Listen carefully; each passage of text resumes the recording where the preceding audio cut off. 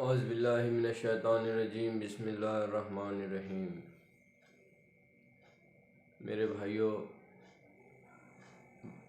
मेरे दोस्तों, मेरे प्यारों, देखिए, जब हम जाते हैं, मुलाकात करते हैं और लोगों से पूछते हैं और लोगों को बताते हैं कि इस कायनात का बनाने वाला मालिक और खालिक अल्लाह है, वो अकेला है, वाहिद है, उसका कोई शरीक नहीं है। उसी ने दुनिया को बनाया है और उसी ने चाँद, सितारे, आसमान, ज़मीन, सारी चीज़ों को बनाया है और सारे इंसानों को बनाया है। तो अक्सर लोगों का जवाब यही आता है कि बेशक बनाने वाला मालिक खालिक एक ही है। फिर हमसे उनसे पूछते हैं कि भाई, जब एक है, जब आप इस बात को मानते हैं और आप इस बात को समझते हैं, तो फिर आप पूजा और भक्ति किसी और की क्यों करते हैं? तो वो कहते हैं कि हम भी उसी से मांगते हैं जिससे तुम मांगते हो, हम भी उसी से मांगते हैं जिससे तुम मांगते हो, मगर बस तरीक़ा अलग है, क्योंकि हम इस माहौल में पैदा हुए, हम इस माहौल के अंदर रहते हैं, हमने हमारे माता पिता को यही करते हुए देखा है, इसीलिए हम भी वही करते हैं, हम भी उसी से मांगते हैं, लेकिन बस तरीक़ा अलग है। तो हम उनसे कुछ सवाल पूछते हैं जो ये कहते हैं कि तरीक़ा अलग है। देखिए, जब उसने दुनिया को बनाया, आसमान बनाया, ज़मीन बनाया, चाँद, सूरज, हवा, हर चीज़ बनाई, अनाज के अलग अलग किस्म बनाए, फल फ्रूट के अलग अलग किस्म बनाए, हर चीज़ उसने बनाई। इंसान का पैदा होना भी एक समान रखा, मरना भी एक समान रखा, आँख, पैर, हाथ, कान, मुंह, हर चीज़ समान है। तो फिर उसने अपनी भक्ति करने का तरीक़ा, अपनी इबादत करने का तरीक़ा भी तमाम इंसानों के लिए एक समान ही रखा है। अब हम उसी समान और उसी तरीक़े के अनुसार उसकी इबादत करेंगे। हम हमारे दिमाग से या हम हमारे परिवार के तरीक़े से या हम हमारे ख़ानदान के तरीक़े से या हम हमारे बड़ों के तरीक़े से उसकी इबादत नहीं करेंगे। हम इबादत उसी के तरीक़े से करेंगे जिस तरीक़े से उसने बताया। और उसने ये बताने के लिए अपने संदेष्टा को भेजा, माननीय मोहम्मद साहब पैगंबर सल्लल्लाहु अलैहि वसल्लम को इस दुनिया में भेजा, और उनको भेजकर हम लोगों तक ये पैगाम, हम लोगों तक ये आज्ञा पहुंचाई कि उसकी इबादत किस तरीक़े से की जाए, किस तरीक़े से उससे मांगा जाए, किस तरीक़े से उससे भक्ति की जाए। तो हमें उसी तरीक़े से उसकी भक्ति करनी चाहिए, ना कि मंदिर में बैठ के, ना चर्च में बैठकर, ना गुरुद्वारे में बैठकर। हमें उसकी इबादत करने के लिए मस्जिद में जाना पड़ेगा, क्योंकि उसने पवित्र ग्रंथ कुरान के अंदर एक जगह फरमाया कि हमने इंसान को और जिन्न को हमारी इबादत के लिए पैदा किया। वमा खलक़्तुल जिन्न व इंसा इल्ला अब्दू, कि मैंने जिन और इंसान को मेरी इबादत के लिए पैदा किया। जब उसने सारे इंसानों को उसकी इबादत के लिए पैदा किया, तो उसकी इबादत करने का तरीक़ा भी उसने बताया। और देखिए, उस मालिक की पूजा और भक्ति मस्जिद के अंदर होती है, जो निर्गुण है, निराकार है और निरंतर है। मस्जिद के अंदर जो इबादत की जाती है, मस्जिद के अंदर जो नमाज पढ़ी जाती है, वहाँ कोई मूर्ति नहीं होती, कोई तस्वीर नहीं होती। उसी मालिक से मांगा जाता है जिसने दुनिया को बनाया, और उसने उसका तरीक़ा बताया कि इस तरीक़े से ही मुझसे मांगना पड़ेगा तुम। अक्सर लोग उदाहरण पे उदाहरण देते हैं, कहते हैं कि हम जज के पास नहीं जा सकते, इसलिए वकील है, ये है, फिर है, सब कुछ है। लेकिन नहीं, वो जजों का जज है, उसने ऐलान करा दिया कि मुझे मांगने के लिए मेरे बताए हुए तरीक़े से ही। तुम बैठे हो, अकेले हो, तन्हा हो, अब यहीं से मुझसे मांगो, यहीं से मेरा तुम्हारा कनेक्शन लग सकता है। तुम अपने मन के अंदर अपने पापों का प्रायश्चित करो। तुम अपने आँखों से 2 आंसू बहाओ और ये कहो कि मैंने बहुत गुनाह कर लिया, मैंने बहुत पाप कर लिया, मैंने बहुतों की पूजा कर ली। तुम अपने मन के अंदर ये सोचो, विचार करो कि मैं इस मंदिर गया, उस मंदिर गया, मैं कई मंदिरों पर गया, मेरे काम नहीं बने, क्योंकि बनाने वाला काम वही है। उसी ने सारे इंसानों के काम बनाना है।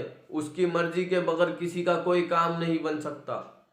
उसकी हवा इस्तेमाल करते हैं, उसके आसमान से गिरने वाली वर्षा इस्तेमाल करते हैं, ज़मीन से उगने वाला अनाज उसी का इस्तेमाल करते हैं। आँख उसी की है, कान उसी के है, जुबान उसी की है, सब कुछ उसका इस्तेमाल करते हैं और पूजा भक्ति किसी और की करते हैं। उसी की दी हुई चीज़ों से कारोबार करते हैं, पैसा कमाते हैं, मगर थोड़ी बुद्धि इस्तेमाल नहीं करते कि हो सकता है हमारे बड़ों तक सच्चाई नहीं पहुंची होगी, या हो सकता है कि उन्होंने सच को माना ही नहीं। मेरे भाई, तुम उनके लिए, उनके खुशी के लिए, उनके आदर के लिए, उनके मान पान के लिए अपने आप को नर्क की तरफ लेकर जा रहे हो।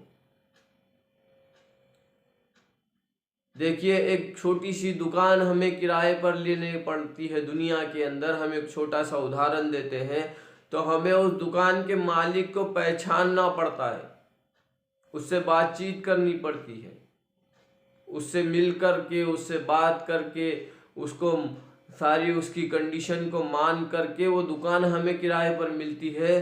तो इतना बड़ा स्वर्ग जो मालिक ने बनाया है सातों ज़मीन से आसमान से बढ़कर, वो स्वर्ग उसे पहचाने बगैर कैसा मिलेगा? वो स्वर्ग का मालिक जिसने उस स्वर्ग को बनाया, हमें उसे पहचानना पड़ेगा, उसकी आज्ञाओं को मानना पड़ेगा। हम उसके आज्ञा के अनुसार जिंदगी गुजारेंगे, हम उसके बताए हुए तरीके से उसकी इबादत करेंगे, तभी हमें वो स्वर्ग मिलेगा। दुनिया में कितने भी पुण्य के काम कर लो, कितने भी गरीबों को खाना खिला दो, कितनी भी दान दे दो, लेकिन अगर तुम उस मालिक को नहीं मानते और उसकी इबादत नहीं करते तो ये तुम्हारे पुण्य, ये तुम्हारे किए हुए काम कोई काम के नहीं, कोई फायदा देने वाले नहीं। देखिए, जिसने ईमान नहीं लाया वो कितना भी दान दे दे, कितने भी पुण्य के काम कर ले, वो चाहे कितने भी लोगों को खाना खिला दे, रात दिन जिंदगी भर खाना खिला दे, लेकिन उसने कलमा नहीं पढ़ा, अशहदु अल्ला इलाहा इल्लल्लाह व अशहदु अन्ना मुहम्मदर रसूलुल्लाह सल्लल्लाहु अलैहि वसल्लम, उसके वो किए हुए पुण्य कोई काम के नहीं, उसे उसका बदला दुनिया में दे दिया जा रहा है। अगर वो मर गया और उसने उस कलमे को नहीं पढ़ा और उसने ईमान नहीं लाया और उसके बाद उसके आज्ञा के अनुसार ज़िंदगी नहीं गुजारी, तो उसको उसका बदला यही मिल गया। उसने तुम्हें ज़िंदगी दी, दुनिया के अंदर रहने दिया, उसने तुम्हें हवाएं दी, तुम उसकी ऑक्सीजन इस्तेमाल करते हो। हाँ, ये जो झाड़ है, ये झाड़ों से जो ऑक्सीजन मिलती है हमें, हम फ्री में इस्तेमाल करते हैं। 50 साल, 60 साल, 70 साल, 80 साल, ज़रा 10 मिनट के लिए हमारी सांस रुक जाए और हमें दवाखाने के अंदर ऑक्सीजन लगाना पड़े तो हज़ारों लाखों रुपए देने पड़ते हैं। वो इतने सालों से हमें ऑक्सीजन दे रहा है, उसकी कोई कीमत नहीं लेता वो। देखो, अल्लाह के अलावा किसी और की इबादत करके इस दुनिया से जाएंगे तो नर्क में जाएंगे।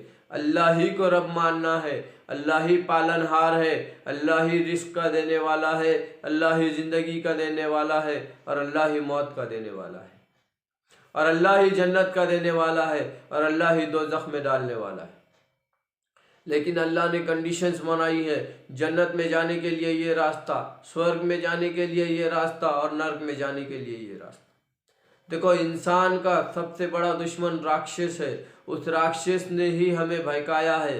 मैं हूँ तो मुझे बहकाने वाला भी राक्षस है, आप है, आपको बहकाने वाला भी राक्षस है। इंसान का राक्षस सबसे बड़ा दुश्मन है और वो उसके श्रद्धाओं को खा जाता है, वो उसके ईमान को खा जाता है।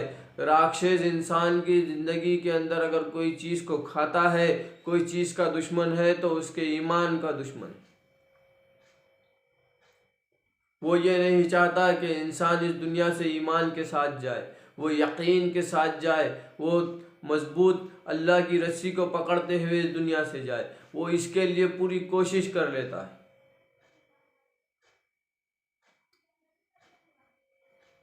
माननीय मोहम्मद साहब ने यही बताया कि वो एक अल्लाह की इबादत की जाए, उसकी इबादत करने का तरीक़ा बताया, उससे मांगने का तरीक़ा बताया।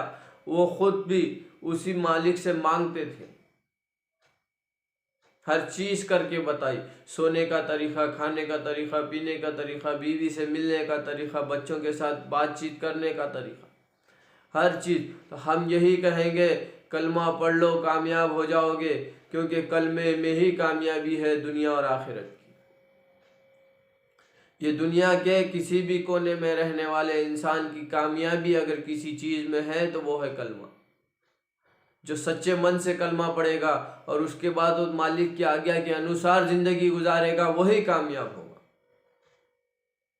तो जब भी हम जा कर के बात करते हैं तो यही कहते हैं कि हम हमारे घर वालों के कल्चर के हिसाब से उसकी इबादत करते हैं, मांगते तो उसी से है। मैं आपसे एक बात कहता हूँ, आप मांगते दूसरों से है लेकिन देता वही है।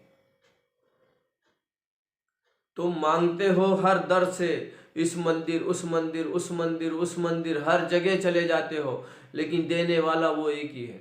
ये जिनसे तुम मांगते हो ये भी उसी से मांगते थे, ये भी उसी के मोहताज थे। वो मुख्तार है सबका, हम मोहताज है उसके, वो मोहताज नहीं है।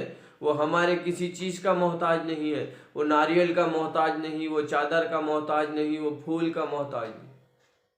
तो हम यही कहेंगे लोगों से कि मान लो उस अल्लाह को, उसी की इबादत करो और उसी के बताए हुए तरीके से करो।